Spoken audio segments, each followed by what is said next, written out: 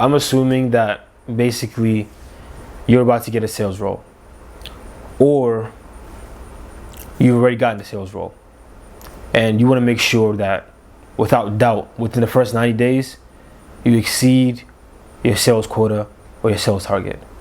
And in this video, my goal is to give you a couple of steps that I take to make sure that always happens. Not only that, I will give you my systems that I set in place to make sure that these are automated. One thing I also want to say is that I've been in business for the past half a decade. I've sold credit repair services for $100 all the way to investment banking packages for $25K and up. I work with different kinds of people, from emotional based selling, consultative based selling, whatever it is, you name it. From taking care of the complete sales cycle, from identifying an ICP, writing a cold call script, cold calling people, sending tens of thousands of personalized emails, making automations, you name it. I've been through the trenches. I consider myself a C that's an inch deep. I mention all that to let you know that you're not listening to somebody who's just reading off of ChatGPT. I really want to give you value. I want to make sure that you benefit off of this. With that being said, let's get into the steps. The first thing that I really do when I get into a company is pretty simple. I try to do everything possible to understand who the MVPs are and who the underdogs are. Now, this might seem a bit malicious, but hear me out. I try to understand who the top dogs are and who the low performers are. And that's for two reasons. Number one, I want to identify, because at the end of the day, I'm gonna befriend all of them. But I want to understand who I should learn what to do from and who I should learn what not to do from. That's the first reason why I want to befriend everybody there. And how do you befriend them? Well, the people at the top, you befriend them through flattery, and the people at the bottom, you befriend them basically through empathy. That's what I do. You can try other ways, but those are typically the best ways. And not only that, what I also do upon befriending everybody there with those tactics is also I try to identify what the team needs. So if I can do an automation, if I can do a sales script, if I can do a mock-up call with them, whatever it is, I try to be at service with everybody, because that's the only way we can grow and love each other, by helping each other and giving other people gifts and aiding them. So that way they also want to aid me. So it's really a win-win situation. And not only that, you make the workplace something that you really always want to go to. So the network effects on just this first step alone, just by implementing this alone, I promise you, is enough. But once again, every single step I'm going to mention really is jam-packed with a lot of juice. That's the first one. Okay, identifying the top and the bottom level performers, befriending all of them, giving them value, and seeing how you can help them. And like I said, the best way to befriend top dogs, flattery, underdogs, empathy. Okay, the second thing I do is I do a thorough research on the company's ideal client profile. If I do not understand who I'm selling to, what makes them wake up, what books they read, what kind of vacations they like, what kind of lingo they use, then how am I going to be able to persuade this person, or at least be able to understand them?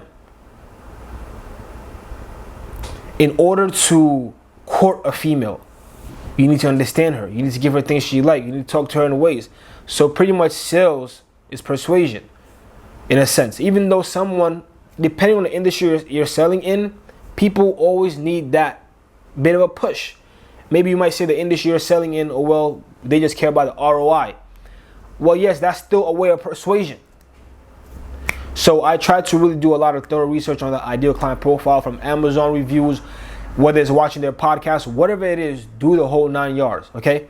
Because this will not only help you be able to write more persuasive messages, but it will also help you be able to understand which avenues to actually target people within. Okay, and what kind of offers to actually solicit to your market. Because some markets don't like free stuff. Some markets love free stuff. Some markets like free stuff, but they want to know what they're going to be giving you, and so on and so forth. And none of that is going to be understood by just, oh, who do you sell to, guys? Or we sell to these people. You need to be able to immerse yourself. Like the same way I just immersed myself for this video, to be able to talk to you like you were in front of me. That's the second thing. Now, Now, the third thing is really going to be, you need to understand, you need to set benchmarks, set KPIs, and then track. This is all in one step, by the way. Because the reason why I say you need to have benchmarks before benchmarks, you need to have benchmarks and trackers. The reason why I say benchmarks before trackers is because you need to have a goal. How can you be tracking? What are you tracking towards if you don't know where you're going? There needs to be a South Star. People say North Star, but it's actually supposed to be South Star.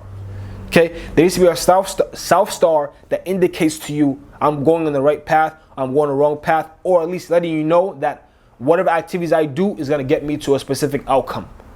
Okay, so have your benchmark, and the easiest benchmark to set is really a monetary benchmark, because it's easily, you can know if I made the goal or not.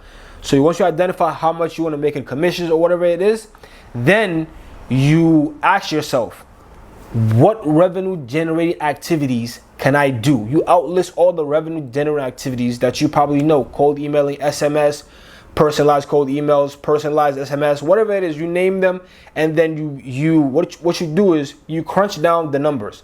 So if 1,000 emails, it equals a 3% response rate, then a 3% positive response rate, then a 3% booking rate, then a 3% booking to demo, then a 50% show up rate, then a 50% conversion to second call, then a 40% conversion to sales. Then you basically, once you do all that for all those different mechanisms, all those different mediums you're going to use to get traffic, and you identified which one has the best leverage, okay, then you can either take one out of them or two out of them. I don't really recommend, I personally don't do more than 1 to 2, because I have a weakness of trying to do too much. You might be different, so I'm not here to give you that kind of advice. But I list out all the different mediums I can use to generate deal flow for my company. I find which one has the most leverage, because I don't want to do any work if possible. I want to basically be able to automate everything with agents and AI, which I'm going to get into probably in the next video. And then I choose those specific ones. And then since I know that, hey, this medium has a 3% response rate, this medium also has a 2% response rate, then I'll reverse engineer and say to myself, how much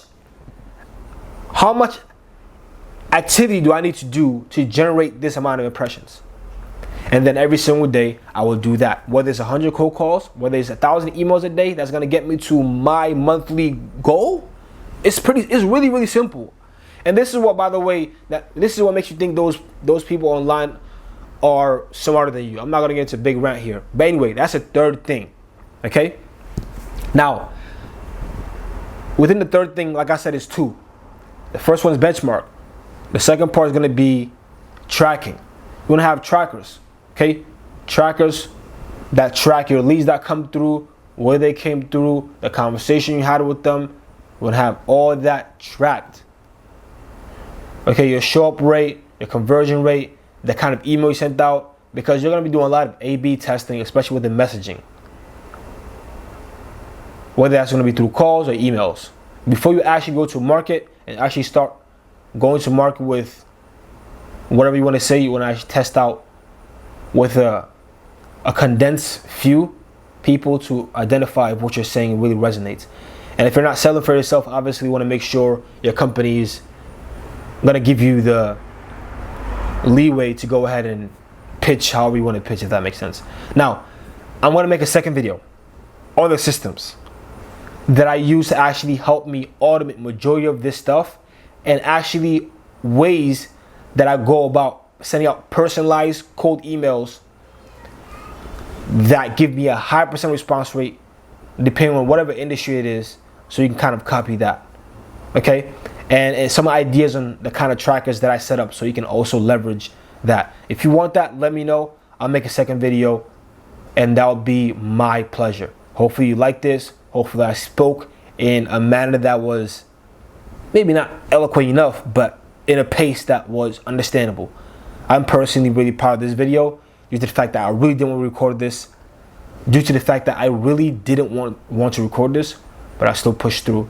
And that's one of the key things that I want to tell you that I believe you should implement in your sales journey. And that is persistence. Don't focus on the outcome. You cannot control it. No matter how many personalized emails you send out, cold calls, you can send mail to your ICP's father's home, and the person might still not buy. So I try to really enjoy the process. I try to really immerse myself into it and see what little things I can extract happiness from. Because the outcome truly, without doubt, you do not control. Your actions will pile up, and eventually you will reap rewards that you do not understand how you gained. But it will not be from the efforts at the moment. It will all be from capital gains of work you did in the past. Thank you.